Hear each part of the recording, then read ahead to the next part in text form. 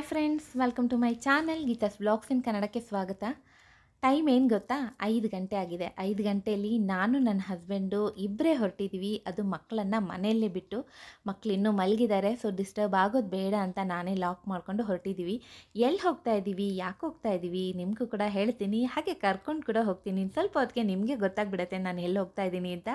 ಹಾಗೆ ಅದಕ್ಕೂ ಮುಂಚೆ ಯಾರೆಲ್ಲ ನನ್ನ ಚಾನಲ್ನ ಸಬ್ಸ್ಕ್ರೈಬ್ ಮಾಡದೆ ನೋಡ್ತಾ ಇದ್ದೀರಾ, ಪ್ಲೀಸ್ ಸಬ್ಸ್ಕ್ರೈಬ್ ಮಾಡ್ಕೊಳ್ಳಿ. ಹಾಗೆ ಈ ವಿಡಿಯೋನ ಆದಷ್ಟು ಲೈಕ್ ಮಾಡಿ, ಕಮೆಂಟ್ ಮಾಡಿ, ಶೇರ್ ಮಾಡಿ, ಪಕ್ಕದಲ್ಲಿ ಬರೋ ಬೆಲ್ ಐಕನ್ನ ಮರಿದೆ ಕ್ಲಿಕ್ ಮಾಡಿ ಅಂತ ಹೇಳ್ತಾ ಈಗ ನಮ್ಮ ಜರ್ನಿಯನ್ನು ಶುರು ಮಾಡಿದ್ದೀನಿ. ಎಲ್ಲಿ ಹೋಗ್ತಾ ಇದ್ದೀನಿ ತುಂಬ ಜನಕ್ಕೆ ಈಗ ಗೊತ್ತಾಗುತ್ತೆ. ಈ ಜಾಗನ ನೋಡಿದರೆ ಗೊತ್ತಾಯ್ತಾ? ಹೌದು, ನಂದಿ ಹಿಲ್ಸ್ ಕಡೆಗೆ ಹೊರಟಿದ್ದೀವಿ. ನನ್ನ ತುಂಬ ವರ್ಷದ ಕನಸು ನಾನು ನಂದಿ ಹಿಲ್ಸಲ್ಲಿ ಸೂರ್ಯೋದಯ ಆಗೋದನ್ನು ನೋಡಬೇಕು ಅಂತ. ಎಷ್ಟೋ ವರ್ಷಗಳಿಂದ ಅಂದ್ಕೊಳ್ತಾ ಇದ್ದೆ, ಹೋಗೋಕ್ಕೆ ಆಗಿರಲಿಲ್ಲ. ಸೊ ಹಾಗಾಗಿ ಈ ಸಾರಿ ಏನಾದರೂ ಆಗಲಿ ನಾನು ಹೋಗಲೇಬೇಕು ಅಂತ ಒಂಥರ ಮೊಂಡಾಟ ಅಂತ ಅಂದ್ಕೊಳ್ಳಿ. ಮಕ್ಕಳಿಗೆ ಎಕ್ಸಾಮ್ ನಡೀತಾ ಇದೆ, ಇಂಥ ಸಮಯದಲ್ಲಿ ನೀನು ಹೋಗಬೇಕಾ ಅಂತ ಹಸ್ಬೆಂಡ್ ಕೇಳ್ತಾಯಿದ್ರು. ಆದರೆ ನನ್ನ ದೊಡ್ಡ ಮಗ ಹೇಳ್ದ, ಅಮ್ಮ ಯಾವಾಗಲೂ ಕೇಳಿದ್ರೆ ಏನಂತೆ, ಈಗ ನಾವು ಮನೇಲಿರ್ತೀವಿ, ನೀವು ಹೋಗಿ ಬನ್ನಿ ಅಂತ ಹೇಳ್ತಾ ಇದ್ದ. ಮನೇಲಿ ಮಕ್ಕಳಿದ್ದಾಗ ಬಿಟ್ಟು ಹೋಗೋದು ತುಂಬ ಕಷ್ಟ. ಆದರೆ ಅವನು ಒಂದೇ ಮಾತು ಹೇಳ್ತಾ ಇದ್ದ, ನನಗಿಷ್ಟ ಆದ ಜಾಗಕ್ಕೆ ನಾನು ನನ್ನ ಫ್ರೆಂಡ್ಸ್ ಜೊತೆ ಹೋಗಲ್ವಾ, ಅದೇ ಥರ ನಿಮಗಿಷ್ಟ ಆದಿದ್ದು ನೀವು ಹೋಗಿ ಬನ್ನಿ, ನಾವೇನು ಸಣ್ಣ ಮಕ್ಕಳಲ್ಲ, ನಾವು ಮ್ಯಾನೇಜ್ ಮಾಡ್ಕೊಳ್ತೀವಿ. ಎಷ್ಟೋ ಇದನ್ನು ಅದೇ ಥರ ಕ್ಯಾನ್ಸಲ್ ಮಾಡಿದರೆ ನಮಗೋಸ್ಕರ. ಈಗ ನಾವು ದೊಡ್ಡವರಾಗಿದ್ದರಿಂದ ನೀವು ಆರಾಮಾಗಿ ಹೋಗಿ ಬನ್ನಿ, ನಮಗೇನೂ ಇದಿಲ್ಲ, ತೊಂದರೆ ಇಲ್ಲ ಅಂತ ಹೇಳ್ತಾ ಇದ್ದ. ಸೊ ಮಕ್ಕಳು ಎಷ್ಟೊಂದು ದೊಡ್ಡವರಾಗ್ಬಿಟ್ಟಿದ್ದಾರೆ, ಎಷ್ಟು ಮೆಚ್ಯೂರಿಟಿಯಿಂದ ಮಾತಾಡ್ತಾರೆ. ತುಂಬಾ ಖುಷಿ ಆಯಿತು. ಸೊ ಹಾಗಾಗಿ ಹಸ್ಬೆಂಡ್ ಕೂಡ ಓಕೆ ಅಂತ ಒಪ್ಕೊಂಡ್ರು. ಇಲ್ಲ ಅಂತಂದರೆ ಹ್ಞೂ ಅಂತ ಹೇಳ್ತಾ ಇರ್ತಾರೆ, ಈಗ ಹೋಗಬೇಕಾ ಹಾಗೆ ಹೀಗೆ ಅಂತ ನಕಾರ ಮಾಡ್ತಾ ಇರ್ತಾರೆ. ಆದರೆ ದೊಡ್ಡ ಮಗನ ಮಾತನ್ನು ಕೇಳಿ ಸರಿ ಹೋಗೋಣ ಅಂತ ಹೊರಟೇ ಬಿಟ್ವಿ. ಸೊ ಚಂದ್ರ ಇನ್ನೂ ಎಷ್ಟೊಂದು ಪ್ರಕಾಶಮಾನವಾಗಿ ಬೆಳಗ್ತಾ ಇದೆ ನೋಡಿ. ಇದು ಬೆಳಗ್ಗೆ 5:15 ಟೈಮು. ಈ ಟೈಮಲ್ಲಿ ದೃಶ್ಯ ಹೇಗೆ ಕಾಣಿಸುತ್ತೆ, ತುಂಬ ಸುಂದರವಾಗಿದೆ ಜಾಗ. ನಂದಿ ಹಿಲ್ಸ್ಗೆ ಹೋಗುವಂಥ ಈ ದಾರಿ ಜರ್ನಿ ಏನಿದೆ ತುಂಬಾ ಚೆನ್ನಾಗಿದೆ. ಹಾಗೆ ಹೈವೇಗಿಂತ ಇಲ್ಲೇ ಟ್ರಾಫಿಕ್ ಜಾಸ್ತಿ ಇತ್ತು. ಎಷ್ಟು ಜನ ಬರ್ತಾರೆ ಅಂತ ಅಬ್ಬಾ! ಯಾಕೆಂದರೆ ಸಿಟಿಯಲ್ಲಿ ನಾವು ಈ ಸನ್ರೈಸ್ ಆಗಲಿ ಸನ್ಸೆಟ್ ಆಗಲಿ ಏನು ನೋಡೋಕ್ಕೆ ಚಾನ್ಸೇ ಇಲ್ಲ, ಯಾಕೆಂದರೆ ಬಿಲ್ಡಿಂಗ್ಗಳೆಲ್ಲ ಕಡೆ. ಸೊ ಹಾಗಾಗಿ ತುಂಬ ಜನ ಇಲ್ಲಿಗೆ ಬರ್ತಾರೆ. ಅದು ಯಂಗ್ಸ್ಟರ್ಸು ಮತ್ತು ಈ ಸಾಫ್ಟ್ವೇರ್ ಕಂಪನಿಗಳಲ್ಲಿ ಕೆಲಸ ಮಾಡೋರು ಅವರೆಲ್ಲ ಬರ್ತಾರೆ. ಹಾಗೆ ಬೈಕರ್ಸು ಬ್ರೇಕ್ಫಾಸ್ಟ್ ರೈಡ್ ಅಂತೆ, ಬೈಕ್ ರೈಡ್ ಅಂತೆ, ಆ ಥರದ್ದೆಲ್ಲ ಹೇಳ್ಕೊಂಡು ತುಂಬ ಜನ ಬರ್ತಾರೆ ಬೈಕರ್ಸು. ತುಂಬಾ ಒಂದು ಸುಂದರವಾದ ಜಾಗ ಇದು ನೋಡಿ. ಮೇಯ್ನ್ ಎಂಟ್ರೆನ್ಸ್ ಹತ್ರ ಬಂದಿದ್ದೀವಿ. ಅಲ್ಲೂ ಸುಮಾರು ಹೊತ್ತು ನಾವು ನಿಂತ್ಕೋಬೇಕಾಯಿತು, ಅಷ್ಟೊಂದು ಟ್ರಾಫಿಕ್ ಇತ್ತು. ಹಾಗೆ 5:15 ಓಪನ್ ಮಾಡ್ತಾರಂತ. ನಾನು ಇಂಟರ್ನೆಟ್ಟಲ್ಲಿ ನೋಡಿದ್ದು 6 ಗಂಟೆಯಿಂದ 10 ಗಂಟೆವರೆಗೂ ಅಂತ ಹಾಕಿದ್ರು. ಆದರೆ ಇಲ್ಲಿ ಅವರನ್ನು ಕೇಳಿದ್ರೆ, ಟಿಕೆಟ್ ಇಶ್ಯೂ ಮಾಡೋರನ್ನ ಕೇಳಿದ್ರೆ 5:15ಗೆ ಬಿಡ್ತಾರಂತ. ಸೊ 5:15 ಅಂದರೆ ನಾವು ಒಂದು 5:15 ಬಂದರೆ ಕರೆಕ್ಟಾಗಿ ಸನ್ರೈಸನ್ನು ನೋಡೋಕ್ಕೆ ತುಂಬ ಚೆನ್ನಾಗಿರುತ್ತೆ. ಸೊ ಇದು ಮೇಯ್ನ್ ಎಂಟ್ರೆನ್ಸು. ಇದನ್ನು ದಾಟ್ಕೊಂಡು ಒಂದು 2 ನಿಮಿಷಕ್ಕೆ ನಿಮಗೆ ಒಂದು ಪಾರ್ಕಿಂಗ್ ಲಾಟ್ ಸಿಗುತ್ತೆ. ಅಲ್ಲಿ ಪಾರ್ಕಿಂಗ್ ಮಾಡಿಕೊಂಡು ನೀವು ಹತ್ಕೊಂಡು ನೇಚರ್ನ ಎಂಜಾಯ್ ಮಾಡ್ತಾ ಬೆಟ್ಟಕ್ಕೆ ಹೋಗ್ಬೋದು. ಇಲ್ಲ ಸನ್ರೈಸ್ ವ್ಯೂ ಪಾಯಿಂಟ್ ಅಂತ ಹೇಳಿದ್ರೆ ನಾವು ಮೇಲ್ಗಡೆವರೆಗೂ ಹೋಗ್ಬೋದು ಗಾಡಿಯಲ್ಲಿ. ನೋಡಿ ಇದು ಇನ್ನೊಂದು ವೇ, ಅಂದರೆ ಇನ್ನೊಂದು ಎಂಟ್ರೆನ್ಸು. ಸೊ ಇದನ್ನು ದಾಟ್ಕೊಂಡು ನಾವು ಮೇಲೆ ಹೋಗಬೇಕಾಗುತ್ತೆ. ಇಲ್ಲಿಂದ ಒಂದು 2-3 ಕಿಲೋಮೀಟರ್ ಅಂತ ಅನಿಸುತ್ತೆ ಸನ್ರೈಸ್ ವ್ಯೂ ಪಾಯಿಂಟ್ಗೆ. ನಿಮಗೆ ತೋರಿಸ್ತೀನಿ. ನಾನು ಅಂದ್ಕೊಂಡಿರಲಿಲ್ಲ, ಎಕ್ಸ್ಪೆಕ್ಟ್ ಮಾಡಿರಲಿಲ್ಲ ಇಷ್ಟು ಜನ ಸನ್ರೈಸ್ನ ನೋಡೋಕ್ಕೆ ಬರ್ತಾರೆ ಅಂತ. ಎಲ್ರಿಗೂ ನನ್ನ ಥರನೇ ಅನಿಸಿರುತ್ತೆ ನೋಡಲೇಬೇಕು ಅಂತ. ಯಾಕೆಂದರೆ ಅಷ್ಟೊಂದು ನಾವು ಕೂಡ ಮಿಸ್ ಮಾಡ್ಕೊಳ್ತೀವಿ ಸನ್ರೈಸನ್ನು. ಸೊ ಹಾಗಾಗಿ ಪಾರ್ಕಿಂಗ್ ಏರಿಯಾಗೆ ಬಂದಿದ್ದೀವಿ. ಪಾರ್ಕಿಂಗು ಏರಿಯಾನ ಸುಮಾರು ಕಾರ್ಗಳನ್ನು ನಿಲ್ಲಿಸುವಷ್ಟು ಜಾಗ ಇದೆ. ಇಲ್ಲ ಅಂತಂದರೆ ರಸ್ತೆಯಲ್ಲೇ ಬಿಡ್ತಾರೆ. ಸುಮಾರು ಕಾರ್ಗಳು ರಸ್ತೆ ಸೈಡ್ಗೆ ಬದಿಗೇ ಪಾರ್ಕ್ ಮಾಡೋ ಇದು ಕೂಡ ಇರುತ್ತೆ. ಯಾಕೆಂದರೆ ನಾವು ಬಂದಿರೋದು ಈಗ 5:15, 5:45 ಆಗಿತ್ತು ನಾವು ಬಂದಾಗ. ಇವತ್ತು ಪೂರ್ತಿ ದಿನ ಜನ ಬರ್ತಾನೆ ಇರ್ತಾರೆ. ನಾವು ವಾಪಸ್ ಬರುವಾಗಂತೂ ಎಷ್ಟು ಜನ ಇದ್ರು ಗೊತ್ತಾ. ನೋಡಿ ಹೀಗೆ ಕಾಣಿಸುತ್ತೆ. ಸೊ ಪಾರ್ಕಿಂಗ್ ಮಾಡಿ ಆಯಿತು. ಈಗ ಬೆಟ್ಟದ ಕಡೆಗೆ ಹೊರಟಿದ್ದೀವಿ. ಸೊ ಅಲ್ಲಿ ಹೋದರೆ ನಮಗೆ ಸನ್ರೈಸ್ನ ವ್ಯೂ ಪಾಯಿಂಟ್ ಕಾಣಿಸುತ್ತೆ. ಸ್ವಲ್ಪ ಹತ್ಕೊಂಡು ಹೋಗಬೇಕು. ಇಲ್ಲಿ 2 ದೇವಸ್ಥಾನ ಇದೆ. ಒಂದು ಪುಟ್ಟ ಗಣೇಶನ ದೇವಸ್ಥಾನ ಇದೆ, ಹಾಗೆ ಶಿವನ ದೇವಸ್ಥಾನ ಇದೆ. ತುಂಬ ಜನ ದೇವಸ್ಥಾನಕ್ಕೆ ಏನೂ ಹೋಗಲ್ಲ. ಇಲ್ಲಿ ಬರೋರು ನೇಚರ್ನ ಎಂಜಾಯ್ ಮಾಡೋಕ್ಕೆ, ಹಾಗೆ ವ್ಯೂನ ನೋಡೋಕ್ಕೆ, ಸನ್ರೈಸ್ನ ನೋಡೋಕ್ಕೆ. ಹಾಗಾಗಿ ದೇವಸ್ಥಾನ ಸ್ವಲ್ಪ ಖಾಲಿನೇ ಇತ್ತು, ರಶ್ ಇರಲಿಲ್ಲ. ನಾನಂತೂ ದೇವರ ದರ್ಶನ ಮಾಡ್ಕೊಂಡು ಬಂದೆ. ಇಷ್ಟು ಹತ್ರ ಬಂದು ದೇವ್ರನ್ನ ನೋಡದೆ ಹೋದರೆ ಹೇಗೆ ಚೆನ್ನಾಗಿರಲ್ಲ ಅಲ್ವಾ. ಸೊ ಈಗ ಚಂದ್ರನೂ ಇದ್ದಾನೆ, ಸೂರ್ಯನೂ ಇದ್ದಾನೆ. ಆದರೆ ಅಟ್ ಎ ಟೈಮ್ ನಾವು ಎರಡನ್ನೂ ಶೂಟ್ ಮಾಡೋಕ್ಕಾಗಲಿಲ್ಲ. ಸೊ ನನ್ನ ರೈಟ್ ಸೈಡ್ಗೆ ಚಂದ್ರ ಕಾಣಿಸ್ತಾ ಇದ್ದ, ಲೆಫ್ಟ್ಗೆ ಸೂರ್ಯ ಕೂಡ ಕಾಣಿಸ್ತಾ ಇದ್ದ. ಹೀಗೆ ಬೆಟ್ಟ ಹತ್ಕೊಂಡು ಹೋಗ್ತಾ ಇದ್ದೀವಿ. ಸ್ಟೆಪ್ಸ್ ನೋಡಿ ಎಷ್ಟು ಸಣ್ಣ ಸಣ್ಣದು, ತುಂಬಾ ಚೆನ್ನಾಗಿ ಇದು ಮಾಡಿದ್ದಾರೆ, ಕೆತ್ತನೆಯಾಗ ಕೊರೆದಿದ್ದಾರೆ ಸ್ಟೆಪ್ಸ್ನ, ಕೆತ್ತನೆ ಅಲ್ಲ. ಮತ್ತು ಇಲ್ಲಿ ಸ್ಕಿಡ್ಡು ಆಗೋದಿಲ್ಲ. ಸಾವನದುರ್ಗ ಬೆಟ್ಟ ತುಂಬ ಸ್ಕಿಡ್ ಆಗುತ್ತೆ, ಭಯ ಆಗುತ್ತೆ ಹತ್ತೋಕ್ಕೆ. ಆದರೆ ಇಲ್ಲಿ ಆ ರೀತಿ ಇಲ್ಲ, ಸ್ವಲ್ಪ ಅಂಕು ಡೊಂಕು ಇರೋದ್ರಿಂದ ಆರಾಮಾಗಿ ಸ್ಕಿಡ್ ಆಗದೆ ನಡ್ಕೊಂಡು ಹೋಗ್ಬೋದು. ಸೊ ಮೇಲೆ ಹೋಗೋಣ. ಇನ್ನೇನು ನನ್ನ ಕಾತರದಿಂದ ಕಾಯ್ತಾ ಇರುವಂಥ ಸನ್ರೈಸ್ ವ್ಯೂನ ನಿಮಗೆ ತೋರಿಸ್ತೀನಿ. ಇನ್ನೊಂದು ಚೂರು ಮುಂದೆ ಬರಬೇಕಾಗಿತ್ತು. ನಾನು ಇಂಟರ್ನೆಟ್ಟಲ್ಲಿ 6 ಗಂಟೆ ಅಂದ್ಕೊಂಡು ಸ್ವಲ್ಪ ಲೇಟ್ ಆಯಿತು. ಆ್ಯಕ್ಚುಲಿ ಎಕ್ಸಾಕ್ಟಾಗಿ 5:15 ಸೂರ್ಯನ ಮೊದಲನೇ ಕಿರಣ ಭೂಮಿಗೆ ಹೇಗೆ ಬೀಳುತ್ತೆ ಅದನ್ನು ಪೂರ್ತಿ ಎಂಜಾಯ್ ಮಾಡ್ಬೋದಾಗಿತ್ತು. ನೋಡಿ ಎಷ್ಟು ಚೆನ್ನಾಗಿ ಕಾಣಿಸ್ತಾ ಇದೆ. ಸ್ವಲ್ಪ ಮೇಲಕ್ಕೆ ಬರ್ತಾನೆ ಒಂದೊಂದು ಕಲರಲ್ಲಿ ಕಾಣಿಸ್ತಾನೆ ಸೂರ್ಯ. ತುಂಬಾ ಚೆನ್ನಾಗಿತ್ತು. ಕ್ಯಾಮ್ರಾದಲ್ಲಿ ಕಾಣಿಸೋಕ್ಕಿಂತ ಅಲ್ಲಿ ನೋಡುವಾಗಂತೂ ಬಹಳನೇ ಚೆನ್ನಾಗಿತ್ತು. ನನಗಂತೂ ತುಂಬ, ನಾನು ಅದನ್ನು ಪದಗಳಲ್ಲಿ ವರ್ಣಿಸೋಕ್ಕಾಗಲ್ಲ, ಅಷ್ಟೊಂದು ಖುಷಿಪಟ್ಟೆ ನಾನು. ತುಂಬ ವರ್ಷಗಳ ಕನಸು ನಾನು ಇದನ್ನು ನೋಡಬೇಕು ಅಂತ ಅಂದ್ಕೊಂಡಿದ್ದು. ಸೊ ಇವತ್ತಿಗೆ ಆ ಕನಸು ನನಸಾಯಿತು. ಎಷ್ಟೊಂದು ಜನ ಅಬ್ಬಾ ಅಂತ ಅಂದ್ಕೊಂಡೆ. ಇಲ್ಲಿಂದ ಅಲ್ಲಿಯವರೆಗೆ ನಾವು ಪೂರ್ತಿ ನಡ್ಕೊಂಡು ಹೋದ್ವಿ, ಕೆಳಗಡೆ ಇಳಿದು ಎಲ್ಲಿವರೆಗೂ ನೋಡಿದ್ರು ಜನ. ಹಾಗೆ ಹಿಂದ್ಗಡೆ ಕೂಡ ಒಂದೆರಡು ಕಡೆ ವ್ಯೂ ಪಾಯಿಂಟ್ ಅಂತ ಒಂಥರ ಶೆಡ್ ರೀತಿಯಲ್ಲಿ ಹಾಕಿದ್ದಾರೆ. ಅಲ್ಲೆಲ್ಲರೂ ನಿಂತ್ಕೊಂಡು ಸೂರ್ಯನ ಉದಯನ ನೋಡ್ತಾ ಇದ್ದಾರೆ. ಸೊ ತುಂಬ ಚೆನ್ನಾಗಿ ಕಾಣಿಸ್ತಾ ಇದೆ. ಕ್ಯಾಮ್ರಲ್ಲಿ ನಿಮಗೆ ಹೇಗೆ ಕಾಣಿಸುತ್ತೋ ಗೊತ್ತಿಲ್ಲ, ಆದರೆ ಅಲ್ಲಿ ಮಾತ್ರ ಬಹಳ ಕಲರ್ಫುಲ್ಲಾಗಿತ್ತು.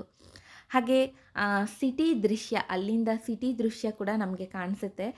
ಯಾರೋ ಪೇಂಟ್ ಮಾಡಿರೋ ಹಾಗೆ ಅನಿಸುತ್ತೆ. ಸೊ ಬ್ರಹ್ಮನಿಗೆ ಹ್ಯಾಟ್ಸ್ ಆಫ್ ಹೇಳಲೇಬೇಕು ಅವನ ಕ್ರಿಯಾಶೀಲತೆಗೆ. ಅಷ್ಟೊಂದು ಚೆನ್ನಾಗಿರುತ್ತೆ ನೇಚರೆಲ್ಲ. ಸೊ ಎಷ್ಟು ನೋಡಿದ್ರೂ ಸಾಕಾಗಲಿಲ್ಲ. ಸ್ವಲ್ಪ ಹೊತ್ತಿಗೆ ಸೂರ್ಯ ನಾರ್ಮಲ್ ಆಗಿಬಿಡ್ತಾನೆ.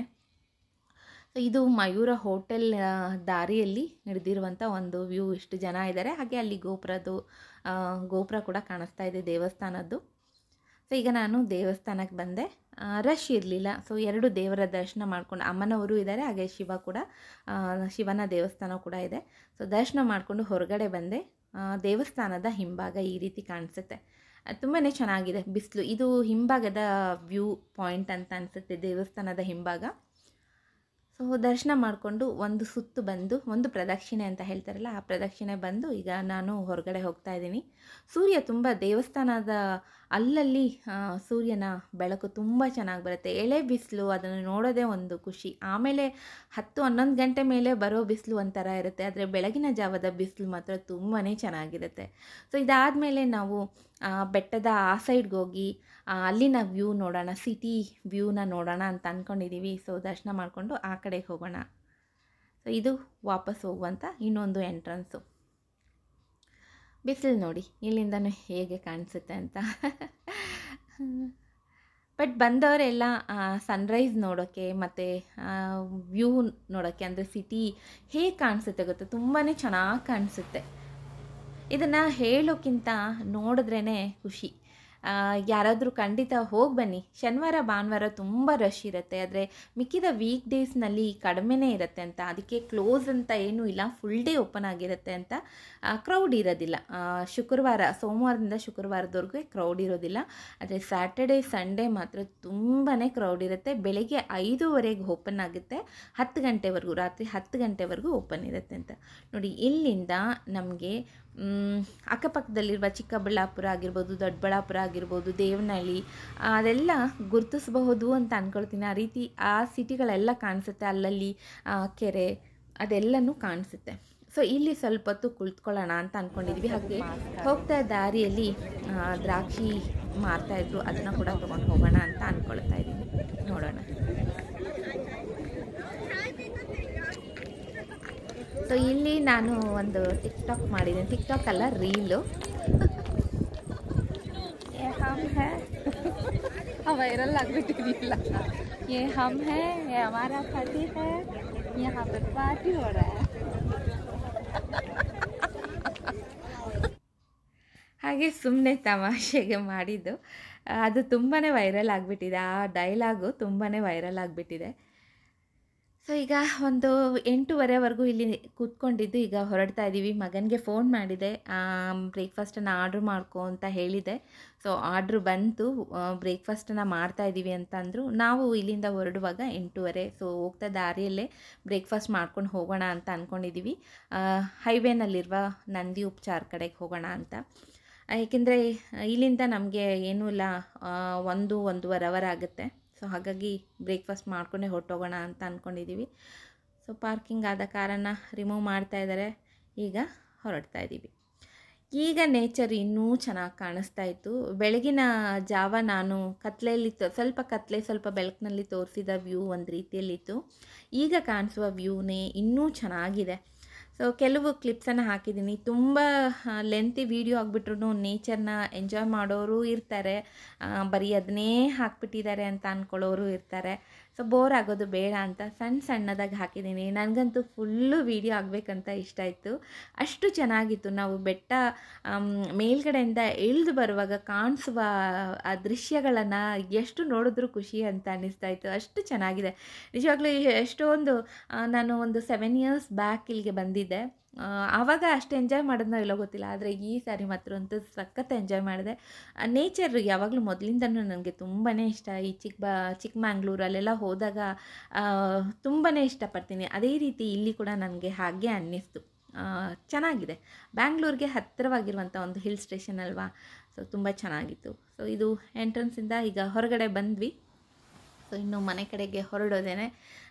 ಈಗ ಆಲ್ಮೋಸ್ಟ್ 8:45 ಆಗಿದೆ. ಸೊ ನಾವು ಮನೆಗೆ ಹೋಗಿ ರೀಚ್ ಆಗೋಕ್ಕೆ ಏನಿಲ್ಲ ಅಂದ್ರೂ 10:30-11 ಗಂಟೆ ಆಗುತ್ತೆ ಅಂದ್ಕೊಳ್ತೀನಿ. 10:30 ಅಟ್ಲೀಸ್ಟ್ ಆಗ್ಬೋದು. ಟ್ರಾಫಿಕ್ ಮೇಲೆ ಡಿಪೆಂಡ್ ಆಗುತ್ತೆ. ಸೊ ಸಂಡೇ ಆಗಿರೋದ್ರಿಂದ ಸ್ವಲ್ಪ ಕಡಿಮೆ ಇರಬೇಕು ಟ್ರಾಫಿಕ್ಕು. ನೋಡೋಣ ಹೇಗಿರುತ್ತೆ ಅಂತ. ಸೊ ನೋಡಿ ಹೇಗೆ ಕಾಣಿಸುತ್ತೆ ಅಂತ.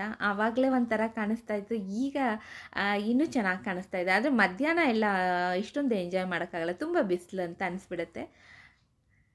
ಸೊ ಈಗ 8:45-9 ಗಂಟೆ ಸಮಯದಲ್ಲಿ ಹೀಗೆ ಕಾಣಿಸುತ್ತೆ.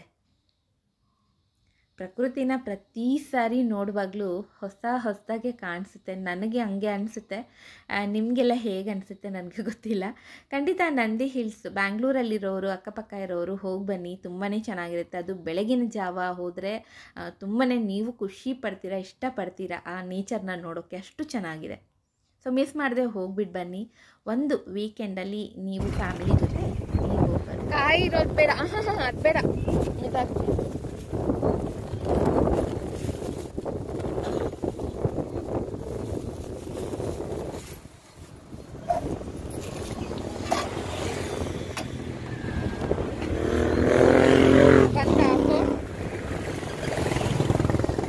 ಇದು ಸ್ವೀಟ್ ಆಗಿದೆಯಾ?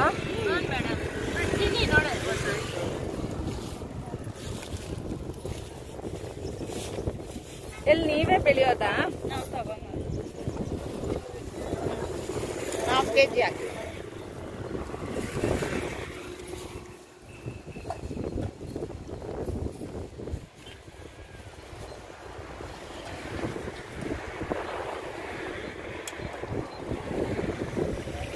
ಇದು ಸೀಬೆಕಾಯಿ ಹೆಂಗೆ? ಅದು 120 ಕಿಲೋ. ಇದೇನಿದು ಹಿಂಗಾಗ್ಬಿಟ್ಟಿದೆ? ಏನಾಗಲ್ಲ, ಒಳಗಡೆ ಚೆನ್ನಾಗಿದೆ. ಹೂವು ಬಿದ್ದಿರ್ತೈತೆ ಅಷ್ಟೇ. ಎಲೆಯಲ್ಲಿ ರಾಪಾಡಿರ್ತದೆ ಅಷ್ಟೇ. ಎಲ್ಲ ಹಂಗೆ ಇದೆ. ಹಿಂಗೆ ಆ ಥರ ಇಲ್ಲದೆ ಇರೋದಿಲ್ವಾ? ಚೆನ್ನಾಗಿರುತ್ತೆ. ಚೆನ್ನಾಗಿರೋದು ಕೊಡಿ. ಆ ಥರ ಏನು ಕರೆ ಇಲ್ಲದೆ ಇರೋದು. ಇದು ಒಂದು ಸಾಕು, ಒಂದೇ ಸಾಕು. ಒಂದೇ ಪೀಸ್ ಸಾಕು. ನಾನು ಯಾರು ತಿನ್ನಲ್ಲ, ನಾನು ಒಬ್ಳೆ ತಿನ್ನೋದು, ಅದಕ್ಕೆ ಅದೊಂದೇ ಸಾಕು. ಇದು 1 kg ಹಾಕಿ.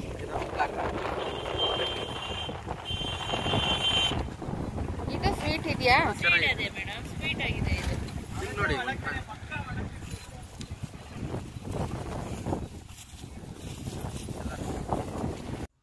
ಈಗ ದ್ರಾಕ್ಷಿ ತೊಗೊಂಡಾಯಿತು. 2 ಹಾಗೆ ತಿನ್ನೋವಂಥದ್ದು ಮತ್ತು ಒಂದು ಸೀಡ್ ಇರುವಂಥದ್ದು ಸ್ಕ್ವಾಶ್ ಮಾಡೋಣ ಅಂತ ತೊಗೊಂಡೆ. ಅದು ತುಂಬ ಚೆನ್ನಾಗಿರುತ್ತೆ ಸ್ಕ್ವಾಶ್ಗೆ. ಸೊ ಅದನ್ನು ತೊಗೊಂಡೆ. ನೋಡೋಣ, ಆದರೆ ರೆಸಿಪಿನ ಶೇರ್ ಮಾಡ್ತೀನಿ.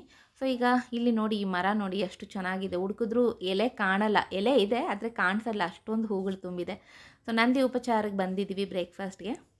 ಇದು ಸ್ವಲ್ಪ ದೊಡ್ಡದಾಗೆ ಇದೆ ಹೋಟೆಲು, ಹಾಗೆ ಹೈವೇನಲ್ಲೇ ಇದೆ. ಮತ್ತು ಬ್ರೇಕ್ಫಾಸ್ಟ್ ಕೂಡ ತುಂಬಾ ಚೆನ್ನಾಗಿತ್ತು. ನಾನು ಹೋಟೆಲ್ಗೆ ಬ್ರೇಕ್ಫಾಸ್ಟ್ಗೆ ಹೋದರೆ ತಗೊಳ್ಳೋದೆ ಉಪ್ಪಿಟ್ಟು ಹಾಗೆ ಮಸಾಲ ದೋಸೆ ನನ್ನ ಆಲ್ ಟೈಮ್ ಫೇವ್ರೆಟ್ಟು. ಉಪ್ಪಿಟ್ಟು ತುಂಬ ಜನಕ್ಕೆ ಇಷ್ಟ ಆಗಲ್ಲ. ಇವನ್ ನಮ್ಮ ಮನೇಲಿ ಕೂಡ ತುಂಬ ಲೈಕ್ ಮಾಡ್ತಾ ಇರಲಿಲ್ಲ ಮುಂಚೆ. ಆದರೆ ಈಗ ನಾನು ತಿನ್ನೋದು ಇಷ್ಟಪಟ್ಟು ತಿನ್ನೋದು ನೋಡಿ ಅವ್ರಿಗೂ ಇಷ್ಟ ಆಗಿಬಿಟ್ಟಿದೆ. ಸೊ ಅವ್ರು ಕೂಡ ಇಷ್ಟಪಟ್ಟು ತಿಂತಾರೆ. ಸೊ ಈಗ ನಮ್ಮ ದೋಸೆ ಬಂದಿದೆ. ಸೊ ಮಾಸ್ಕ್ ತೆಗೆದುಬಿಟ್ಟು ಈಗ ಬ್ರೇಕ್ಫಾಸ್ಟನ್ನು ಮಾಡಬೇಕು. ಹಾಗೆ ಇವತ್ತು ನನಗೆ ಐಸ್ ಕ್ರೀಮ್ ತಿನ್ನಲೇಬೇಕು ಅಂತ ಅನ್ನಿಸ್ತು. ಈ ಕೋವಿಡ್-19 ಇರೋದ್ರಿಂದ ಕೋಲ್ಡೆಲ್ಲ ತಿಂದು ಆಲ್ಮೋಸ್ಟ್ ಎಷ್ಟೋ ತಿಂಗಳುಗಳಾಗ್ಬಿಟ್ಟಿದೆ. ಯಾವಾಗಲೂ ನನಗೆ ಗಡ್ಬಡ ಐಸ್ ಕ್ರೀಮ್ ತುಂಬ ಇಷ್ಟ. ಸೊ ಹಾಗಾಗಿ ನಾನು ಇವತ್ತು ಐಸ್ ಕ್ರೀಮ್ ತೊಗೊಳ್ತೀನಿ ಅಂತ ಅಂದೆ. ಇಷ್ಟು ಬೆಳಗ್ಗೆ ಐಸ್ ಕ್ರೀಮ್ ಬೇಕಾ ಅಂತ ಕೇಳ್ತಾ ಇದ್ರು. ಆದರೆ ನನಗೆ ಇಷ್ಟ, ತಿನ್ನಲೇಬೇಕು ಅಂತ ತೊಗೊಂಡಿದ್ದೀನಿ. ಸಾಮಾನ್ಯವಾಗಿ ಕೋನ್ ಐಸ್ ಕ್ರೀಮ್ ತೊಗೊಳ್ತಾ ಇದ್ದೆ. ಸೊ ಫಸ್ಟ್ ಲಾಸ್ಟ್ ಟೇಸ್ಟು ನನ್ನ ಹಸ್ಬೆಂಡ್ಗೆ ಕೊಡ್ತಾಯಿದ್ದೆ. ಅವರು ತೊಗೊಳ್ಳಲ್ಲ ಐಸ್ ಕ್ರೀಮ್ನ, ನಾನು ತೊಗೊಳ್ತೀನಿ, ಅದರಲ್ಲಿ ಶೇರ್ ಮಾಡ್ತಾಯಿದ್ದೆ. ಇವತ್ತು ಕೋನ್ ತೊಗೊಂಡಿಲ್ಲ, ಟೇಕ್ ಅವೇ ತೊಗೊಂಡಿದ್ದರಿಂದ ಈ ರೀತಿ ಕಪ್ನಲ್ಲಿ ಕೊಟ್ಟರು. ಸೊ ಅವ್ರಿಗೆ ತಿನ್ನಿಸ್ತಾ ಇದ್ದೀನಿ. ಸೊ ಯಾವಾಗಲೂ ಹೇಳ್ತಿರ್ತಾರೆ, ನಿನಗೆ ಅಂತ ತೊಗೊಂಡ್ಬಿಟ್ಟು ನನಗೆ ತಿನ್ನಿಸ್ತಾ ಇರ್ತೀಯಾ ಅಂತ ಹೇಳ್ತಾ ಇದ್ರು. ಆದರೂ ಹೇಗೆ ಬಿಡೋಕ್ಕಾಗತ್ತೆ ಅಲ್ವಾ, ಬರೀ ನಾವೊಬ್ಬರೇ ತಿಂದರೆ ಏನು ಚೆನ್ನಾಗಿರುತ್ತೆ. ಸೊ ಶೇರ್ ಮಾಡ್ಕೋಬೇಕು. ಸೊ ಹಾಗಾಗಿ ಐಸ್ ಕ್ರೀಮನ್ನು ಶೇರ್ ಮಾಡ್ಕೊಳ್ತಾ ಇದ್ದೀನಿ. ಸೊ ತುಂಬ ಚೆನ್ನಾಗಿತ್ತು ಇವತ್ತಿನ ದಿನ. ತುಂಬ ಖುಷಿಯಾಗಿ ಕಳೆದ್ವಿ. ಸೊ ಎಲ್ಲ ಕ್ರೆಡಿಟ್ಸು ನನ್ನ ಮಕ್ಕಳಿಗೆ ಹೋಗಬೇಕು. ಯಾಕೆಂದರೆ ಅವರೇ ನೀವು ಹೋಗ್ಬಿಟ್ಟು ಬನ್ನಿ, ನಾವು ಏನೂ ಭಯಪಡಬೇಡಿ ಅಂತ ಹೇಳಿದ್ರಲ್ಲ. ಸೊ ಹಾಗಾಗಿ ಅವ್ರಿಗೆ ಥ್ಯಾಂಕ್ಸ್ ಹೇಳಬೇಕು. ಸೊ ಹಾಗೆ ನನ್ನ ಹಸ್ಬೆಂಡ್ ಕೂಡ ಥ್ಯಾಂಕ್ಸ್ ಹೇಳಬೇಕು. ಸೊ ಇವತ್ತಿನ ಈ ವಿಡಿಯೋ ನಿಮಗೆ ಇಷ್ಟ ಆಗಿರುತ್ತೆ ಅಂದ್ಕೊಳ್ತೀನಿ. ಇಷ್ಟ ಆಗಿದ್ರೆ ನನ್ನ ಚಾನಲ್ಗೆ ಸಬ್ಸ್ಕ್ರೈಬ್ ಮಾಡ್ಕೊಳ್ಳಿ. ಹಾಗೆ ಈ ವಿಡಿಯೋನ ಆದಷ್ಟು ಲೈಕ್ ಮಾಡಿ, ಕಮೆಂಟ್ ಮಾಡಿ, ಶೇರ್ ಮಾಡಿ, ಪಕ್ಕದಲ್ಲಿ ಬರೋ ಬೆಲ್ ಐಕನ್ನ ಮರೀದೆ ಕ್ಲಿಕ್ ಮಾಡಿ. ನಾನು ಮತ್ತೆ ಇದೇ ರೀತಿ ಇನ್ನೊಂದು ವಿಡಿಯೋದೊಂದಿಗೆ ಸಿಗ್ತೀನಿ. ಅಲ್ಲಿವರೆಗೆ ಟೇಕ್ ಕೇರ್, ಬಾಯ್ ಬಾಯ್, ನಮಸ್ಕಾರ.